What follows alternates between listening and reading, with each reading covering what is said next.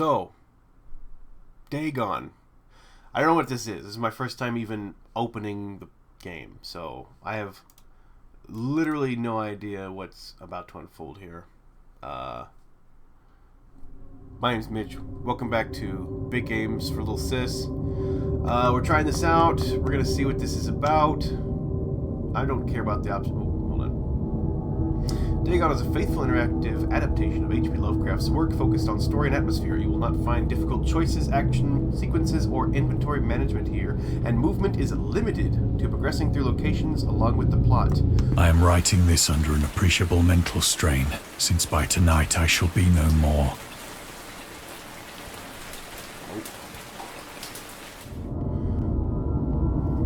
In the game, you'll encounter interactive elements. Some of them will allow you to continue your journey. Others reveal interesting facts about the original short story, its historical background, and the author lore.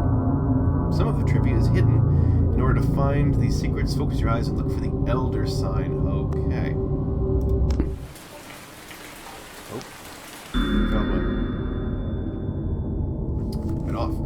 As to my ledgers, my case is peculiar. I write such things exactly as easily, as rapidly as I would utter the same topics in conversation. Indeed, epistolary expression is with me largely replacing conversation, as my condition of nervous prostration becomes more and more acute. I cannot bear to talk much now, and am becoming as silent as the spectator himself. My loquacity extends itself on paper. Throughout his life, Lovecraft... Okay, well... Blah, blah, blah. Oh. Show trivia upon finding item. Yeah, it's fine. I'll just pause it so you can read it on your own time. Oh, I cannot walk, apparently. Also, I cannot turn any further. I can only face this window. Penniless, and at the end of my supply of the drug which alone makes life endurable, I can bear the torture no longer, and shall cast myself from this garret window into the squalid street below. Oh, he's so sad he named his window. Do not think from my slavery to morphine that I am a weakling or a degenerate. Okay. When you have read these hastily scrawled pages, you may guess, though never fully realize, why it is that I must have forgetfulness or death.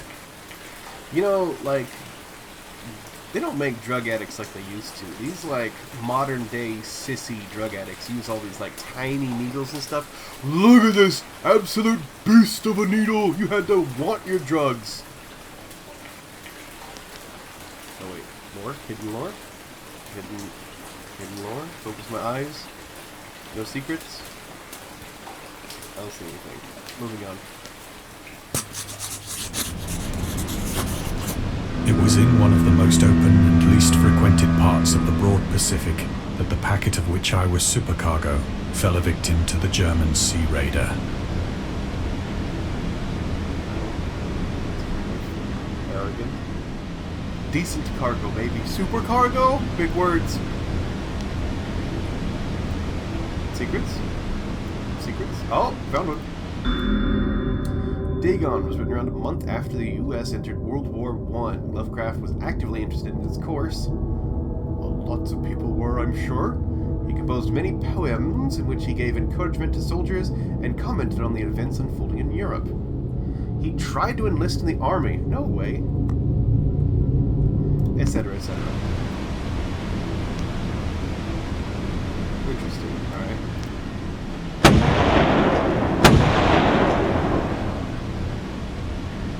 The Great War was then at its very beginning, and the ocean forces of the Hun had not completely sunk to their later degradation.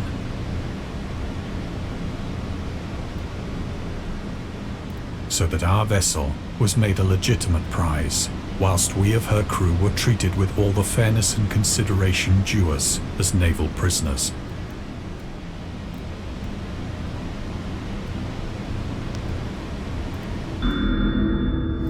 Huns were Central Asian nomads. Yeah, we know who the Huns are, thank you.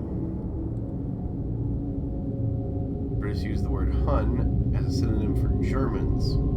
Oh, interesting. Okay. I think I might. Oh, doing a walk. That wasn't me, though. This is basically just a So liberal, visual novel indeed, so was far. the discipline of our captors, that 5 days after we were taken, I managed to escape alone in a small boat with water and provisions for a good length of time. I wonder what that good length of time is going to be. A maddening week on the water. When I finally found myself adrift and free, I had but little idea of my surroundings.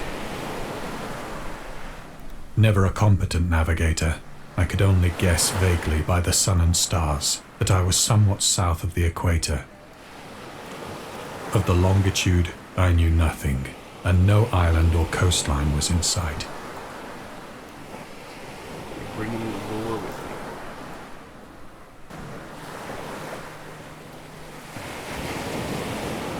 Guessing there's lore in the sky? No. Sky lore. The moon lore. The weather kept fair, and for uncounted days I drifted aimlessly beneath the scorching sun, waiting either for some passing ship or to be cast on the shores of some habitable land. What do you mean uncount? You've nothing to do but count the days. Just keep track, my guy. Oh, found lore. He did bring some lore with him. Dagon was written in July 1917 and first published in the Vagrant. Blah, blah, blah.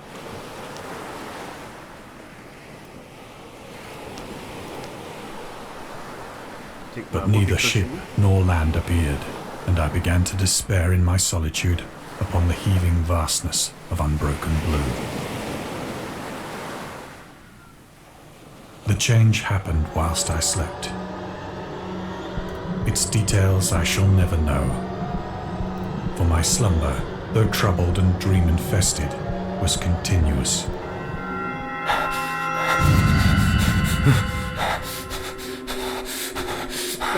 Hello? Lore? Excuse me, do you have any lore? When at last I awoke, it was to discover myself half sucked into a slimy expanse of hellish black mire, which extended about me in monotonous undulations as far as I could see, Fairly hellish, I'll give you that. and in which my boat lay grounded some distance away. Though one might well imagine that my first sensation would be of wonder at so prodigious and unexpected a transformation of scenery, I was in reality more horrified than astonished. Fair. For there was in the air and in the rotting soil a sinister quality which chilled me to the very core. The region was putrid with the carcasses of decaying fish and of other less describable things which I saw protruding from the nasty mud of the unending plain. Perhaps I should not hope to convey in mere words the unutterable hideousness that can dwell in absolute silence and barren immensity. There was nothing within hearing and nothing in sight save a vast reach of black slime, yet the very completeness of the stillness and the homogeneity of the landscape oppressed me with a nauseating fear. The sun was blazing down from a sky which seemed to me almost black in its cloudless cruelty, as though reflecting the inky marsh beneath my feet.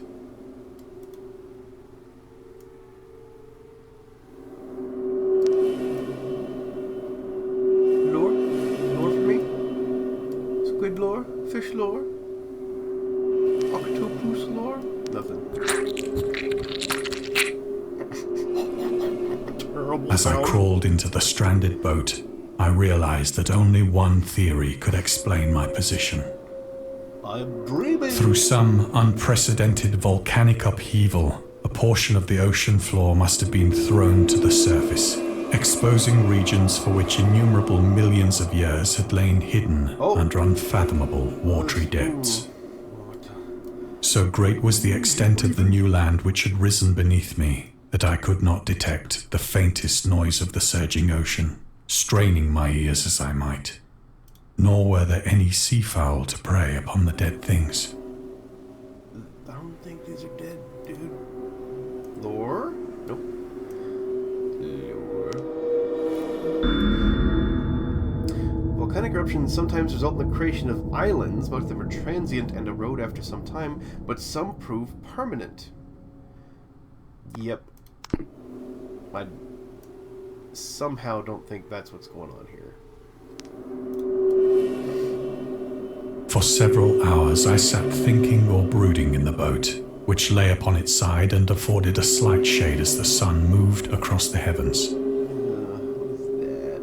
As the day progressed, the ground lost some of its stickiness and seemed likely to dry sufficiently for traveling purposes in a short time. That night I slept but little, and the next day I made for myself a pack containing food and water, preparatory to an overland journey in search of the vanished sea and possible rescue.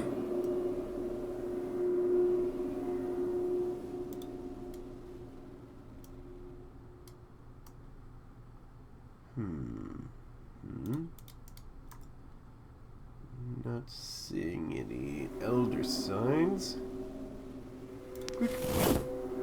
On the third morning, I found the soil dry enough to walk upon with ease. The odor of the fish was maddening, but I was too much concerned with graver things to mind so slight an evil, and set out boldly for an unknown goal.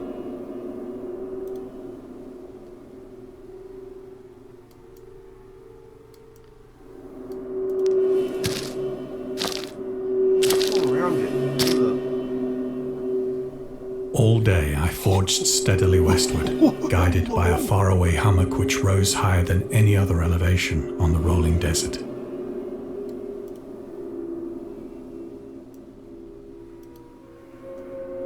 Oh, is that a hand?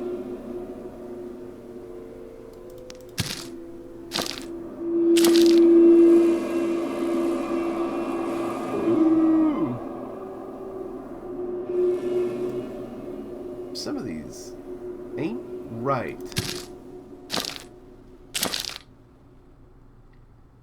That night I encamped, and on the following day still travelled toward the hummock, though that object seemed scarcely nearer than when I had first espied it. It seems a little scarcely nearer.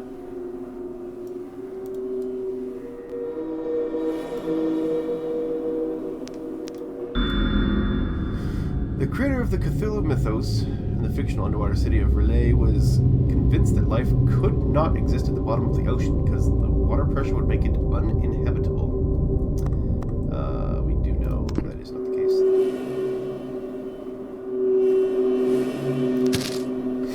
Let's muck along, as it were, because the ground is kind of mucky. By the fourth evening, I attained the base of the mound, which turned out to be much higher than it had appeared from a distance. An intervening valley setting it out in sharper relief from the general surface. Glowing? Too weary to ascend, I slept in the shadow of the hill. I know not why my dreams were so wild that night, but ere the waning and fantastically gibbous moon had risen far above the eastern plain, I was awake in a cold perspiration, determined to sleep no more. We do love a gibbous moon. Such visions as I had experienced were too much for me to endure again. And in the glow of the moon I saw how unwise I had been to travel by day. Without the glare of the parching sun, my journey would have cost me less energy. Indeed, I now felt quite able to perform the ascent which had deterred me at sunset. Picking up my pack, I started for the crest of the eminence.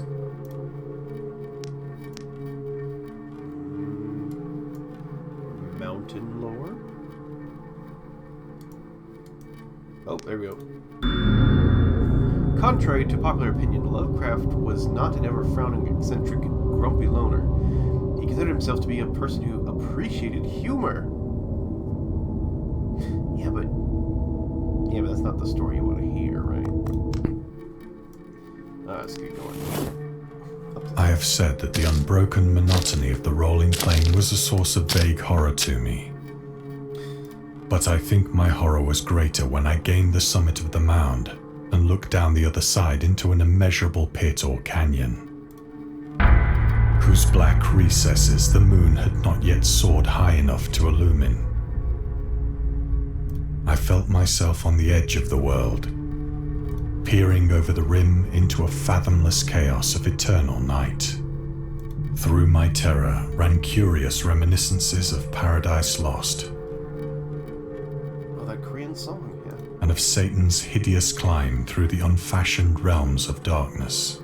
As the moon climbed higher in the sky, I began to see that the slopes of the valley were not quite so perpendicular as I had imagined.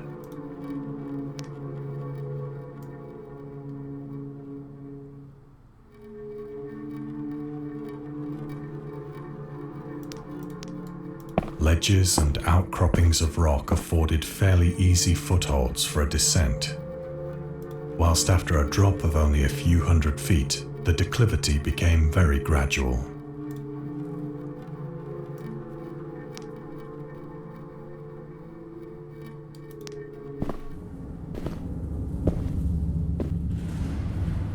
Urged on by an impulse which I cannot definitely analyze, I scrambled with difficulty down the rocks and stood on the gentler slope beneath, What do we have here? gazing into the Stygian deeps, where no light had yet penetrated. All at once, my attention was captured by a vast and singular object on the opposite slope, which rose steeply about 100 yards ahead of me. An object that gleamed whitely in the newly bestowed rays of the ascending moon.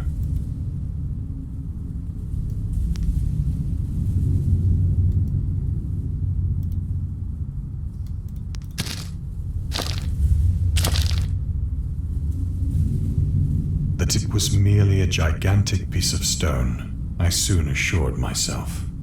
But I was conscious of a distinct impression that its contour and position were not altogether the work of nature.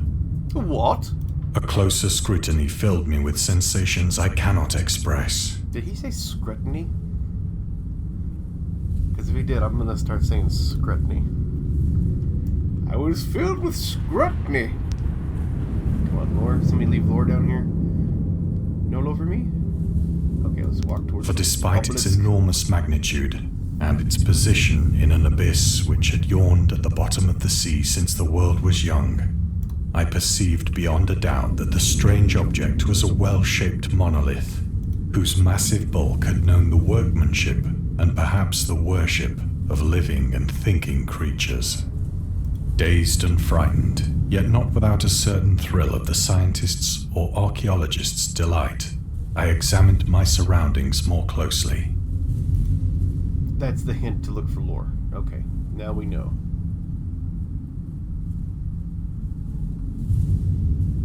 You son of a biscuit.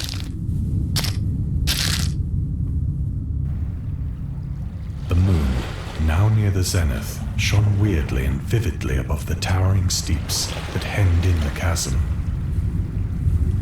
and revealed the fact that a far-flung body of water flowed at the bottom, winding out of sight in both directions and almost lapping my feet as I stood on the slope. Across the chasm, the wavelets washed the base of the cyclopean monolith, on whose surface I could now trace both inscriptions and crude sculptures.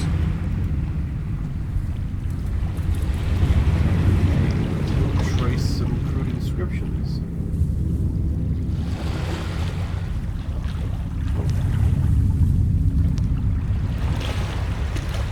The writing was in a system of hieroglyphics unknown to me and unlike anything I'd ever seen in books, Man's never seen books of fish before.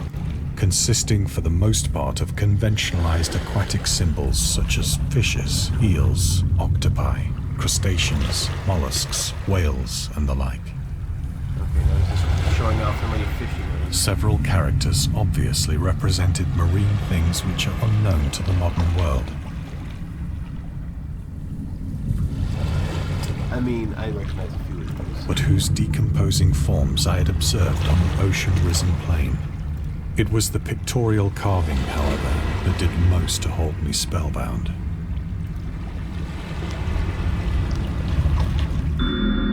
Dagon contains many themes and storytelling methods that Lovecraft developed in his later works, such as the following.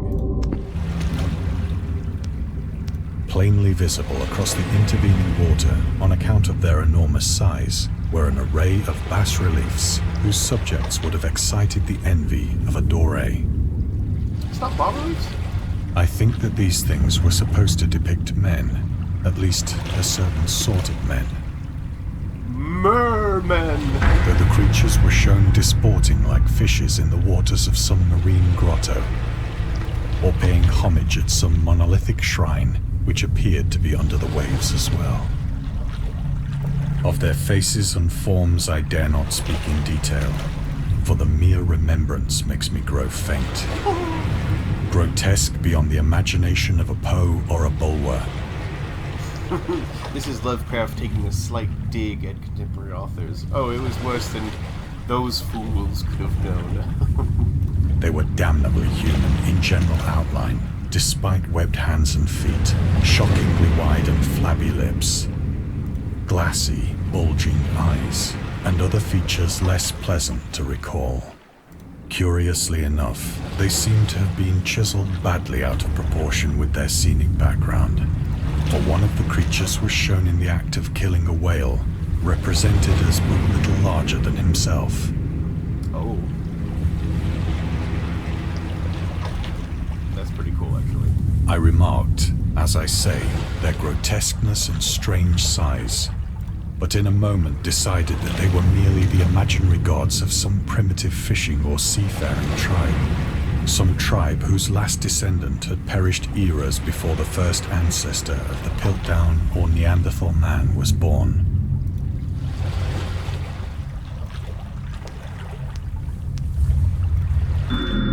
Lovecraft would often use the latest scientific discoveries as inspiration for his works. He would even update his stories at the last moment in order to make sure they reflected the latest breakthroughs. Oh, it's just standard sci-fi stuff. Awestruck at this unexpected glimpse into a past beyond the conception of the most daring anthropologist, I stood musing whilst the moon cast queer reflections on the silent channel before me. I'm a silent channel! Then, suddenly, I saw it. Oh no. With only a slight churning to mark its rise to the surface, the thing slid into view above the dark waters. Slight churning my what? Like and loathsome, it darted like a stupendous monster of nightmares to the monolith, about which it flung its gigantic scaly arms, while it bowed its hideous head and gave vent to certain measured sounds. He's an absolute unit. I think I went mad then. Of my frantic ascent of the slope and cliff, and of my delirious journey back to the stranded boat, I remember little.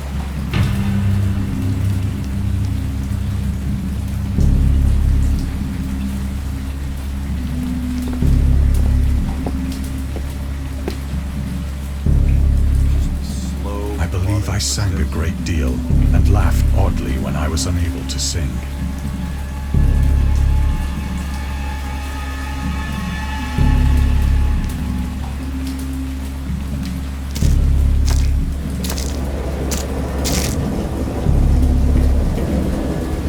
Indistinct recollections of a great storm sometime after I reached the boat. At any rate, I know that I heard pearls of thunder and other tones which nature utters only in her wildest moods.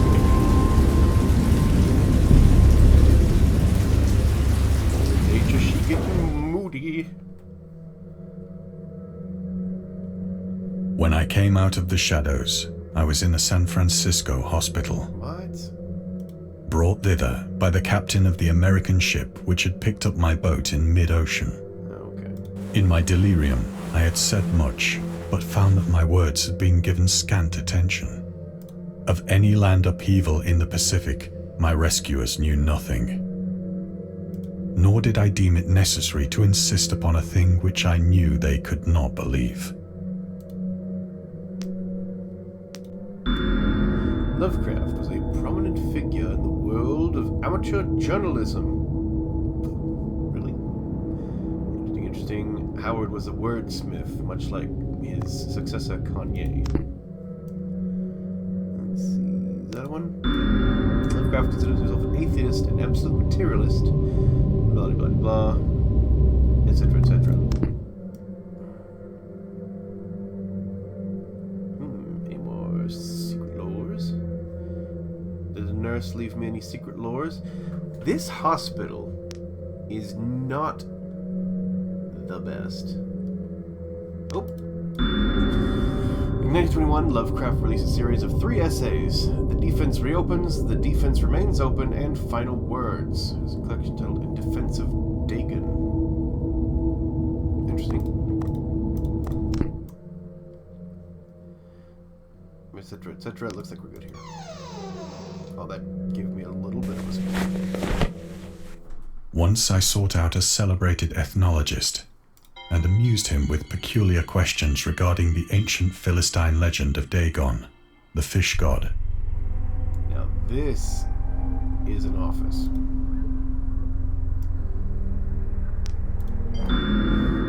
Dagon, was the main deity of the Philistines, worshipped throughout the Middle East as the ancient god of fertility and crops. In Hebrew, the word Dagon was a common noun for grain, because that makes perfect sense. Saint of war conquest, Assyrian poems, mistaken for a fish god, etc., etc.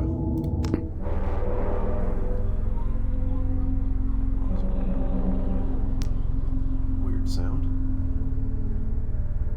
Let's see, any more secret lores?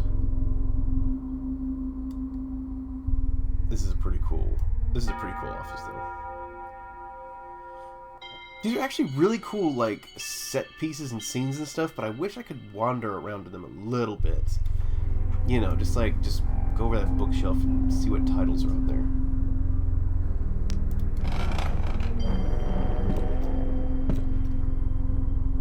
But soon perceiving that he was hopelessly conventional, I did not press my inquiries. Uh-oh. That's not what you want to see. I'm lying. It is exactly what I wanted to see. Oh, I can spin 360 in this room. And there's someone having just the weirdest farts upstairs.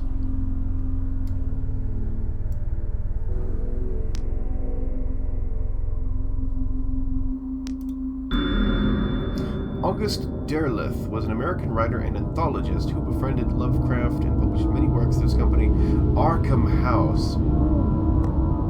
I think that's where Batman lives. Lovecraft's attempt to find a job were influenced by advice he received from friends, among others. He started freelancing for a marketing magazine.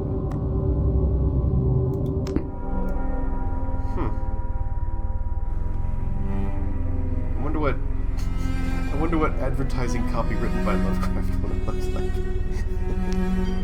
Come see our sale, it's maddening.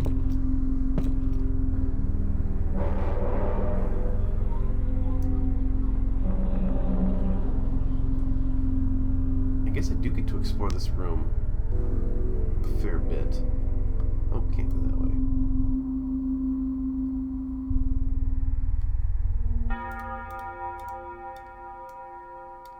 There it is.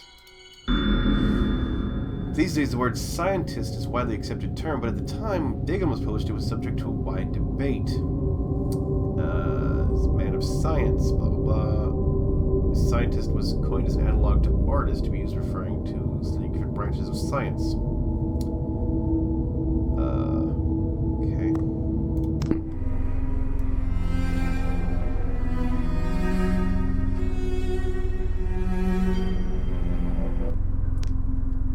Don't see any more.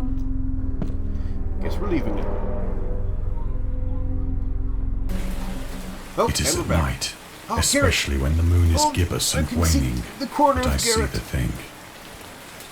I tried morphine, He tried Morbin. But the drug has given only transient surcease, and has drawn me into its clutches as a hopeless slave. So now I am to end it all, having written a full account for the information or the contemptuous amusement of my fellow men.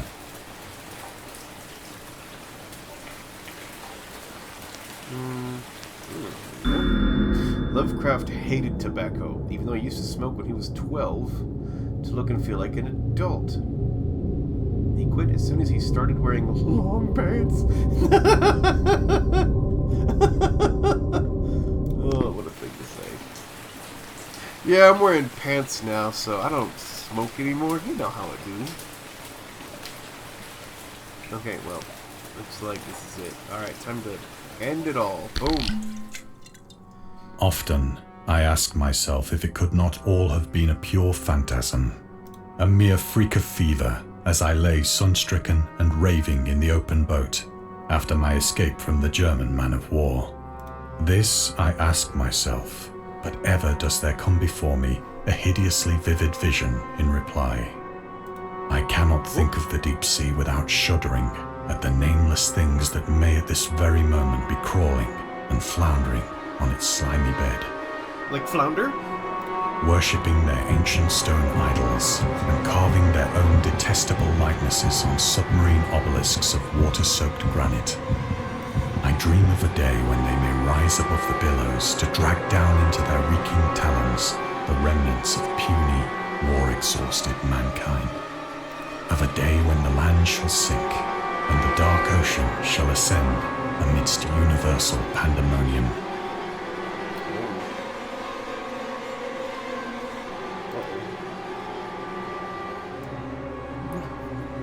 Any lore, please?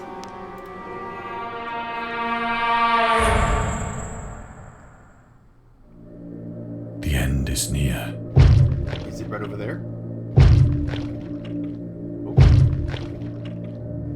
Somebody's playing them new drums with the extra squish. Oh. I'm actually not a fan of that. I hear a noise at the door, as of some immense slippery body lumbering against it.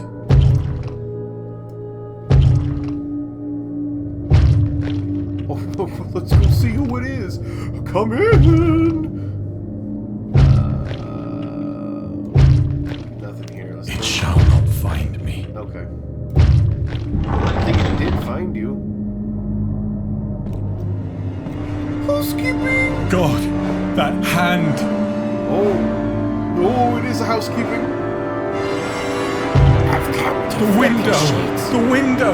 Garrett, save me, Garrett. The window, it's over there. Any lower in my last moments? Garrett, I'm coming! Oops.